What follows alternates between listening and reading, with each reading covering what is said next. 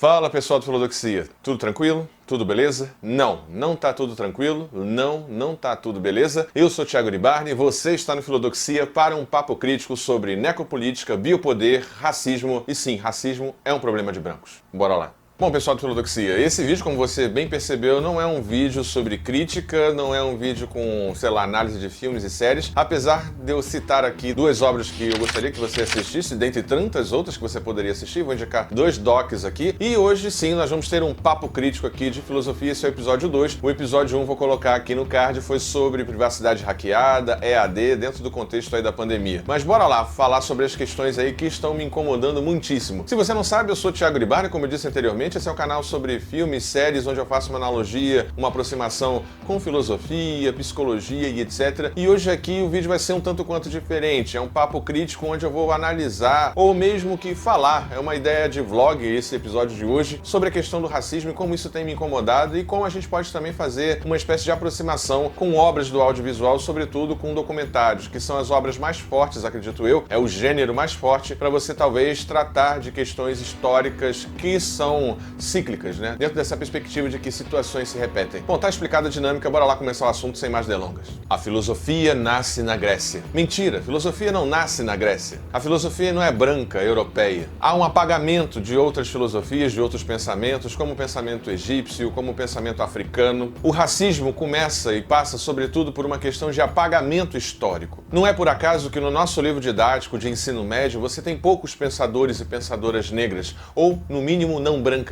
Eu passei por isso, eu fui vítima disso na minha formação, na minha licenciatura. Eu não estudei uma filósofa negra na minha licenciatura. Isso não é culpa da faculdade em específico, é uma questão desse racismo estrutural. A estrutura da sociedade, ela é feita para apagar a visão e a história do povo não branco, para vangloriar e enaltecer a história de conquistadores, colonizadores, racistas, que a história de determinadas nações são banhadas por sangue. E finalmente a Europa, por exemplo, e o povo europeu que nasce banhado em sangue, que tem a sua riqueza no sangue das colônias, no sangue negro, no sangue não branco, latino, maia, inca, asteca, parece ter se dado conta com a derrubada da estátua lá do Edward Colston, lá na Inglaterra. Editor, bota o trechinho aí.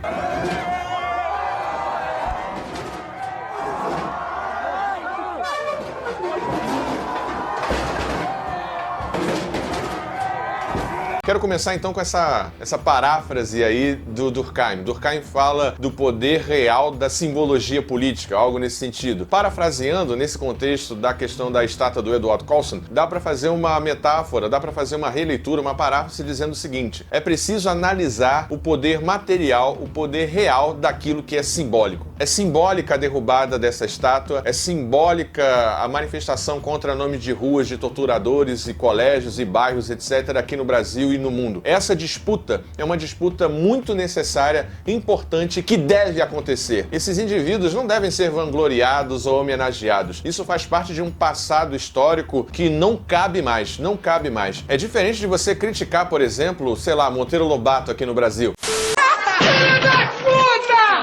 Não! Pessoal, passei pano sim pro Monteiro Lobato. Não é só o problema das representações em suas obras infantis, representações estereotipadas da mulher negra. A questão também é que ele participou de sociedades eugenistas no início do século XX e também há questões envolvendo outras obras, como, por exemplo, O Presidente Negro ou A Guerra das Raças. Por isso, pedimos desculpas. Aproveito aqui para agradecer ao meu querido amigo e orientador Fábio Sampaio, que me alertou do meu equívoco. Segue o vídeo. Curti. Mas é um debate muito valioso, acredito eu, com relação a essa questão histórica, dos simbolismos, dos nomes de ruas e da questão de como a nação se constrói em cima desses pseudo-heróis. Coisa que a Mangueira fez muito bem, tanto em 2019 e 2020, com o samba dos heróis apagados e esquecidos em 2019 e com o samba em 2020 sobre o Jesus Negro. Editor, coloca aí um trechinho de 2019. Tem mais invasão do que descobrimento. Ele aqui traz uma luta muito boa, muito relevante, preponderante, nesse sentido da disputa cultural simbólica que a luta antirracismo deve ter. Assim, não é só você não ser racista, é preciso, de alguma forma, ser antirracista. E sim, é um branco falando sobre racismo. E eu quero puxar aqui a questão para o conceito da filósofa pesquisadora Djamila Ribeiro, a excelente Djamila Ribeiro, que está aí no seu 4º ou 5º livro, que fala sobre a questão lá no início do lugar de fala. Então, para pontuar aqui, aqui, o branco não tem o protagonismo sobre o debate racista. Como diz Cortella, é diferente falar de e falar sobre. Eu falo sobre o racismo no sentido externo. Eu não falo de racismo no sentido interno. Eu não tenho a vivência do que é ser perseguido numa loja de departamento. Eu não tenho a vivência de ter um parente morto ou preso injustamente. Esse tipo de situação eu não tenho a vivência. E é muito importante para a luta negra que, primeiro, os brancos se envolvam, assim como é importante para o feminismo que os homens se envolvam, porque assim como o feminismo é uma luta não só das mulheres, é dos homens, o racismo é uma luta não só dos negros, dos pretos e das pretas, é de todos. Eu sofri com racismo, muito menos, é claro, que o negro, mas eu sofri com racismo, assim como você também sofre com racismo. Por exemplo, eu me descobri em determinada parte da minha vida que eu não olhei para uma mulher negra, para uma preta que estava interessada em mim, e eu não vi ela, muito por conta talvez do meu racismo que estava em mim. Você é condicionado com as suas revistas pornográficas brancas, com a ideia de limpar a raça, com a ideia de clarear, com a ideia de cabelo ruim, com a ideia de que a mulata, a preta é hipersexualizada, só serve para transar, algo que remete à questão colonial. Então, o branco, o lugar do macho branco, da questão do dominador, isso tudo ali é, em alguma instância, um eco do racismo, que é uma questão eugênica, que também impacta os homens brancos e também, sobretudo, os homens pretos, os homens negros. Só que a masculinidade negra e branca é diferente. O homem branco tem a sua masculinidade construída a partir do quê? A partir de um poder que lhe é natural, um poder, inclusive, é quase que um assento marcado nas instituições, na representatividade política, no imaginário social, né? O homem negro tem a sua masculinidade construída a partir de um outro lugar. Porque o lugar da masculinidade negra era um lugar de domínio sobre as mulheres negras. Era a partir desse lugar que é construído.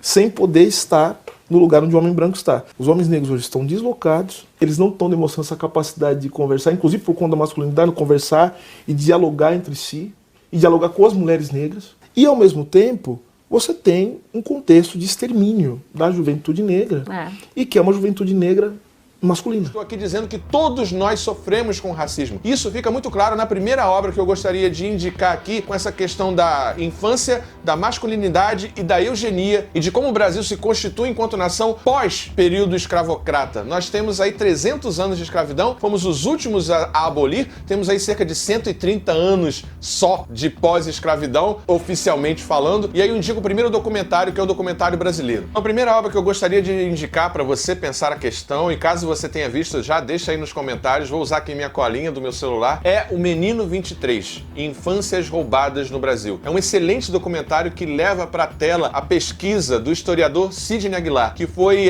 digamos assim, sensibilizado por uma aluna do ensino médio que, ao ele colocar a suástica no quadro para dar uma aula sobre o nazismo, ela diz, olha, lá na casa da fazenda dos meus avós tem tijolo com esse símbolo aí. Isso acende a curiosidade do historiador e é quase que uma ode também ao historiador, para além de toda a questão central do racismo e da eugenia no Brasil, como é importante e necessário um incentivo à pesquisa, às universidades, e como revisitar o passado e reconstruir a memória é algo extremamente necessário para um país que não lidou bem com a ditadura, não tratou bem dos seus mortos e da sua ferida psíquica, assim como também não tratou bem com relação ao racismo, com relação à eugenia, ao machismo e tudo que nós temos de herança dessa nossa colonização portuguesa europeia. Nós não resolvemos essa chaga, nós não resolvemos essa ferida, e aqui em Menino 23, o trabalho do historiador do Sidney Aguilar, junto com a direção do Belisário França, mostra muito bem esse período brasileiro e algo que fora apagado da nossa memória, que sequer eu sabia ou talvez você sabia. Bota aí um trechinho aí. Esse período é o mais racista da nossa história. Acabou o escravo, mas aí como que nós vamos inferiorizar os trabalhadores? As teorias da superioridade racial branca floresciam. Precisava higienizar o povo brasileiro.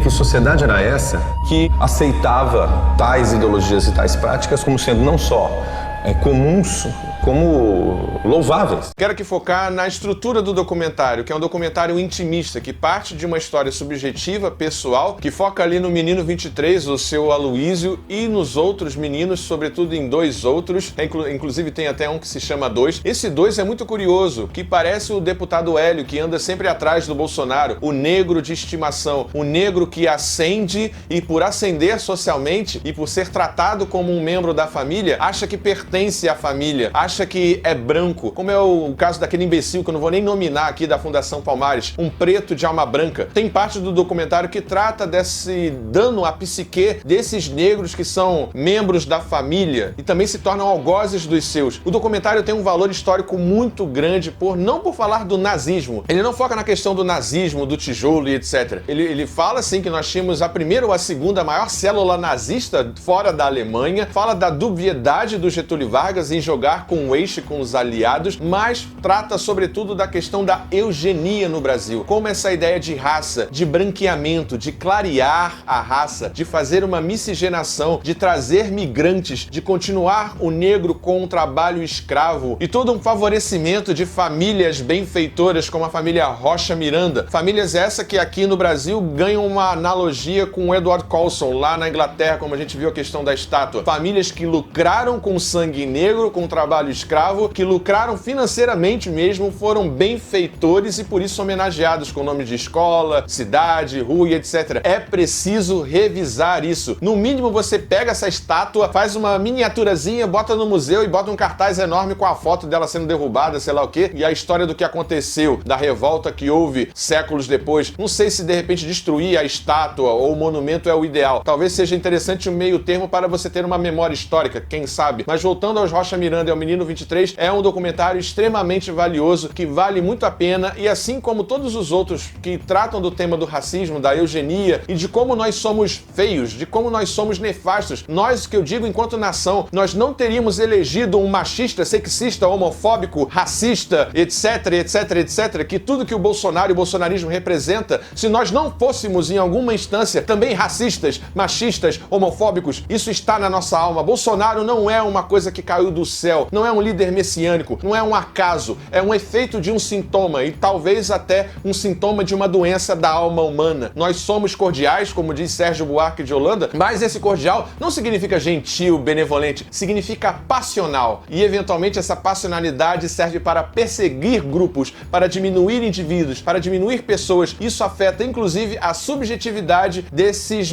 personagens dessa história que Menino 23 conta tão bem, com danos como alcoolismo, suicídio e tantas outras coisas. Então recomendo aqui fortemente Menino 23, que está disponível aqui no YouTube e eu vou deixar linkado aqui na descrição, beleza? Não vou dar nota porque hoje não é um vídeo para dar nota. Hoje é um vídeo pra gente nos repensarmos e pensarmos a situação do racismo no Brasil, no mundo, em contexto de pandemia, que eu acho que tem um efeito catártico aí que é importante a gente ver. Beleza? Então, primeira recomendação, Menino 23. Partindo aí pro segundo documentário que eu gostaria de recomendar pra você, tá disponível na Netflix, é também de 2016 ou 2017, que é o documentário A 13ª Emenda. Diferente de Menino 23, que parte de uma narrativa subjetiva, pessoal e íntima para expandir o leque do contexto histórico do Brasil, no caso, a 13ª Emenda inverte um pouco isso. Ela parte de uma visão constitucional da 13ª Emenda que garante a liberdade desde que você não seja imputado ou considerado criminoso, para fazer uma análise muito boa nessa 1h40 de documentário que vai desde o período da Guerra Civil até o período Trump. Eu fiquei muito surpreso com a linha histórica que o documentário consegue traçar e com as abordagens que são dadas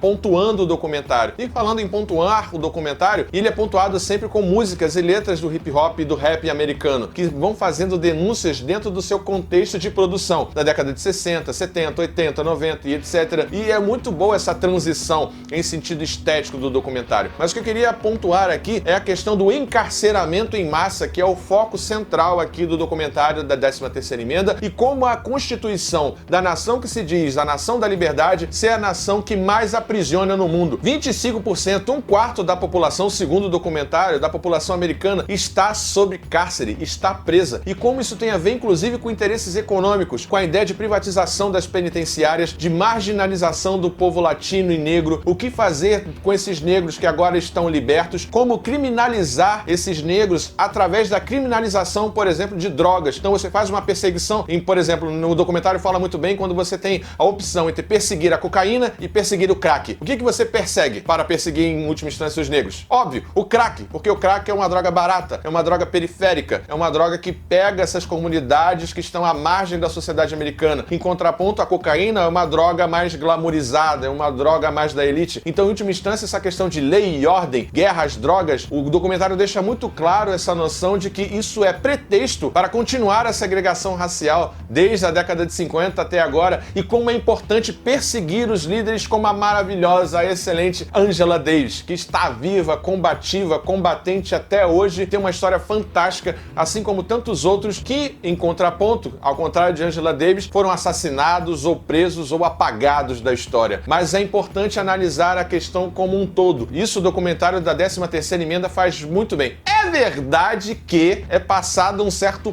pano para as duas gestões Obama, para a questão com o Obama em Guantánamo, as políticas que o Obama fez, o Obama ele é aliviado. Mas dá para entender, não vamos bater no irmão, deixa quieto, né? Eu acho que eu peguei essa, né? É a única crítica que eu poderia fazer ao documentário, mas no geral ele é excelente, recomendo muito para ter uma noção dessa questão macro e como é relevante e importante a construção da jurisprudência, as questões de jurisprudência, de arcabouço institucional para a perpetração, para a continuação da segregação racial. Você não faz racismo estrutural sem instituições. Você não faz racismo estrutural enquanto nação sem dificultar o acesso à educação. Como é que você vai ter filósofos e filósofas negras se você não consegue nem ter a educação do ensino fundamental e médio direito para as comunidades onde a maioria são negros? Como é que você vai ter negros nas universidades se você não tem um sistema de cotas? Então há uma questão sistêmica e estrutural, estruturante, institucional, que possibilita a continuação desse modelo de opressão tão nefasto e tão cruel que agora com o George Floyd eclode nos Estados Unidos com uma força muito grande. E aí eu faço um paralelo com a questão da pandemia do coronavírus que eu acho que é relevante. E aí aqui esse paralelo com a pandemia é o seguinte, minha esposa Andréia, beijo meu amor, que estava pensando isso comigo, me ajudou a pensar essa questão da catarse que tem a ver com a questão do isolamento social, junto com um evento que sempre aconteceu e acontecia, que era a opressão, o tratamento dado ao negro, a morte, o encarceramento, mas que agora tem um fenômeno nessa sociedade hiperconectada, de hiperinformação, que é todo mundo estar vendo. E o documentário 13ª Emenda trata isso de modo interessante, que é o poder da mídia. Você não está em volta de um Martin Luther King, você não tem um líder mais para perseguir igual Angela Davis, Malcolm X, etc. Agora você tem um movimento Black Lives Matter, Vidas Negras Importam, que veio aqui pro Brasil e para outros lugares do mundo, é difuso, é como se fosse quase que, guardadas as devidas proporções, o movimento do hacker ativismo, do Anonymous, né, que você não tem uma célula, você não tem um líder, é difuso. Black Lives Matter é difuso. Então fica difícil pro Trump ir atrás de alguém. E já tem impactos positivos em algumas políticas de prefeitos e governadores nos Estados Unidos, como por exemplo a proibição agora de usar essa imobilização pelo joelho, e como também aconteceu com o prefeito lá da Inglaterra que vai rever e catalogar todos os monumentos em homenagem a escravocratas. Já são medidas práticas que de alguma forma mostram que há eficácia, há um resultado nessa luta que estamos empreendendo. Então, voltando à questão da catarse, eu acho que tem tanta gente assim na rua em Berlim. Cara, a imagem de Berlim é absurda. Quanta gente tinha em Berlim, na Europa, em todos os outros lugares do mundo, nos movimentos, nas manifestações. Eu acho que tem essa coisa assim também de, eu tô cansado de ficar em casa, eu tô angustiado e, eu vou sair de casa pra fazer compra? Eu vou sair de casa pra ir pro shopping? Nada melhor do que sair de casa para lutar por um mundo melhor, mais igualitário. Então vai um efeito meio manada, né? Um efeito meio catártico. O que eu tô falando aqui é pura suposição nossa, minha e da minha esposa, mas acho que tem um pouco a ver o porquê de ter um fluxo tão grande de pessoas. Não creio que seja só entre aspas, a indignação pelo que aconteceu com o George Floyd. Eu acho que tem uma questão assim do contexto da pandemia do coronavírus e dessa catarse do movimento de ocupar as ruas em consequência ou em um momento posterior ao isolamento social. Agora aqui eu queria trazer alguns autores pra gente fechar essas análises aqui. O primeiro autor que eu gostaria de chamar aqui é o Silvio de Almeida. Silvio de Almeida, brasileiro, pesquisador, que trata da questão étnico-racial de uma forma interessante. Ele tem uma visão, tem um conceito que eu vou destacar aqui do Silvio de Almeida, que ele fala muito, né, de necropolítica, de racismo estrutural no Brasil, mas ele faz uma relação que ele não gosta muito dessa ponte que há entre a escravidão e o racismo no Brasil. Ele, como jurista, né, como formado em direito, além de filósofo, ele faz uma análise que o racismo que nós temos hoje no Brasil é fruto posterior, a posteriori do fim da escravidão. É uma questão de como organizar a nação brasileira em sentido de arcabouço jurídico, direitos civis, políticos, etc., para pós a escravidão. Então não é, na visão dele, correta essa correlação direta, essa ponte direta, porque teve escravidão, nós temos esse nosso racismo à lá brasileira, à lá tupiniquim. Não. Veja, o racismo ele foi reconfigurado dentro da nova institucionalidade brasileira pós-abolição.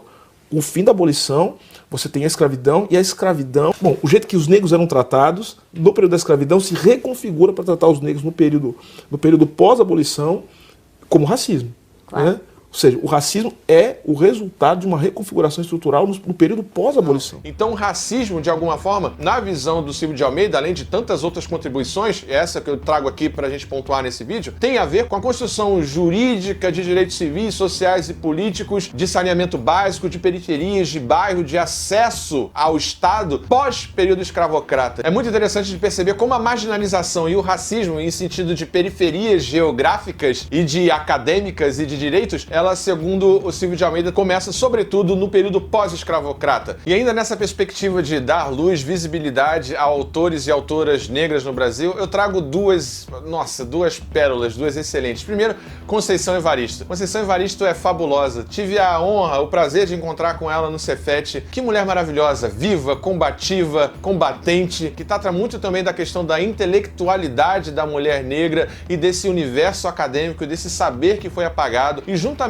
com a Conceição Evaristo, eu trago aqui também, obviamente, a Djamila Ribeiro, que eu citei anteriormente, que faz um trabalho assim de comunicação que eu acho que é de vanguarda. O trabalho da Djamila é de vanguarda. Ela inicia um movimento participando de programas no GNT, Multishow, agora Globo News, etc, etc. Ela tem uma comunicação, ela tem um entendimento de como comunicar e se comunicar, que ajuda muito a luta negra e fala muito desse feminismo negro, desse lugar de fala, desse lugar da mulher negra enquanto objeto sexualizado, enquanto condição de produção diferente da mulher branca. Também tem um recente livro do Manual do Pequeno Racista, salvo engano é esse o título, que tem trechos muito interessantes, assim, que batem muito forte. E pra mim, na questão pessoal, o que bate mais forte pra mim é essa questão da academia, da bibliografia. Qual a bibliografia? Porque ela não só critica, ela dá sugestões e soluções. Então pensar aí quantos negros tem no ambiente que nós ocupamos. Qual é a bibliografia do seu curso? Quantos professores negros você tem? Então essa parte da bibliografia e dos professores negros, cara, que me fez pensar assim muito de que como a academia ela alija de alguma forma, ela tem um apagamento muito forte com autores indígenas, com autores não brancos, com autores e autoras negras de modo muito forte. Isso me faz trazer um quarto autor que é muito importante e muito influente, que é o Michel Foucault. Michel Foucault aqui é um não branco, mas tem a questão da militância LGBT, ele se declarou LGBT, ele não usa isso tanto na sua obra, mas está lá presente, apesar de ser um pensador não branco, a gente não pode também renegar esses pensadores, mas ele trata questões muito importantes, até pro documentário 13ª Emenda, que é a questão do vigiar e punir, a questão da punição e da vigilância como sistema de poder, de você fazer controle e contenção de determinadas populações. Então Foucault está muito presente nessa dupla questão da natureza de vigiar e punir e da contenção e disciplina subjetiva e dominação dos corpos e criação de subjetividade, além de encarceramento físico dos corpos. Isso é uma parte importante de Foucault, além da questão do discurso, da palavra, das palavras e as coisas, do poder do discurso, do poder da palavra. Foucault traz isso muito bem, que é de alguma forma revisitado e apropriado quando se fala de lugar de fala, quando se fala também de necropolítica, que é uma consequência, um desdobramento do conceito de biopoder que aparece em Foucault. Aí eu trago a minha última contribuição de pensador, que é o filósofo pensador camaronês Attila Mbembe, com um maravilhoso Necropolítica e Crítica da Razão Negra. Recomendo fortemente a leitura das duas obras, sobretudo do Necropolítica, que é um livro pequenininho, fininho, palatável e que, de alguma forma, discute, a grosso modo, a morte como política de Estado. Ele trata da ideia da soberania dos Estados. Então, ser soberano ou ter um Estado soberano implica em que esse Estado tenha o poder de gerir a vida e a morte. Que tipo de comunidade tem o direito à vida, saneamento básico, atenção de saúde, qual tipo de emprego essa comunidade vai ter e vice-versa, né? Qual comunidade, qual tipo de população, quais corpos merecem ou não dignidade, acesso a direitos civis, políticos, etc. Então o conceito de necropolítica está muito em voga, está muito em moda, mas cabe pontuar que é importante essa referência a Foucault. Attila Mbembe continua o trabalho de Foucault e dá um caráter etnográfico muito forte e original. Ele não meramente continua, mas é importante você ter Foucault em mente para poder pegar esse lastro que Attila Mbembe dá com a questão da necropolítica e a crítica da razão negra. Ele fala da negritude, o negro e o índio, por exemplo, são criações. Essa ideia de universalização, isso não existe. Isso é uma criação do homem branco, europeu e colonizador. E aí vem a ideia também de decolonialismo, de você fazer uma história, uma geografia, em sentido bibliográfico, acadêmico, nos livros de ensino básico, que reconte a história, como fez lá o Samba da Mangueira em 2019, ao trazer os heróis apagados, os heróis escondidos, a história que foi apagada por um passado mítico, glorioso, que a gente sabe hoje em dia dia que é falso. O Brasil não foi descoberto, não foi aquele Hakuna Matata bonitinho com os padres, os portugueses e os índios vendo lá a primeira missa. Não, foi genocídio, foi sangue, morte, estupro. E nós somos uma nação herdeira que continua sobre o signo do sangue, da morte, do estupro, sobretudo dos corpos periféricos e dos povos negros. E é responsabilidade nossa, enquanto brancos privilegiados, lutar também, sobretudo, para que consigamos minimamente reparar esse passado histórico. E o nosso privilégio enquanto povo branco é sim herdeiro desse sangue, desse genocídio dos povos originários, dos povos negros que foram sequestrados e mortos aqui no Brasil. Nós somos uma nação violenta. Se não fôssemos, nós não teríamos eleito o Bolsonaro. E é nossa responsabilidade lutar contra isso. Não contra o Bolsonaro, é contra a ideia que ele representa, que está lá no Menino 23. A ideia de eugenia, a ideia de fascismo, a ideia de nazismo, de classe superior e classe inferior, aqueles que podem morrer e tá tudo ok. O senhor não vai... Lamento. Quer que faça o quê? Eu sou Messias, mas não faço milagre. Isso é nossa responsabilidade contra os seres conscientes e verdadeiramente cristãos e humanistas. E para fechar esse meu disclaimer aqui, esse meu desabafo que já tá até longo, eu trago a contribuição de Karl Jaspers, que ao tratar da reparação com relação ao alemão e os judeus e a questão do nazismo, ele traz uma distinção interessante entre culpa e responsabilidade. Eu, Thiago Iribarne, não tenho culpa pelo racismo. Você não tem culpa pelo racismo diretamente, não é você, indivíduo, subjetivo. Não, você não tem culpa. Mas todos nós, enquanto herdeiros, enquanto privilegiados, enquanto nação, temos a responsabilidade por continuarmos ou não em um contexto racista. Culpa talvez nós não tenhamos individualmente, mas temos sim a responsabilidade enquanto cidadãos de lutarmos sim contra o racismo, o fascismo e toda essa questão nefasta que está impregnando o mundo e o Brasil recentemente. É isso, pessoal. Espero que você tenha gostado desse vídeo, desse disclaimer. Coloca aí nos comentários. Foi muito branco falando branquice? Falei muita besteira? Falei muita merda? É isso, pessoal. Muito obrigado. Até a próxima e tchau, tchau.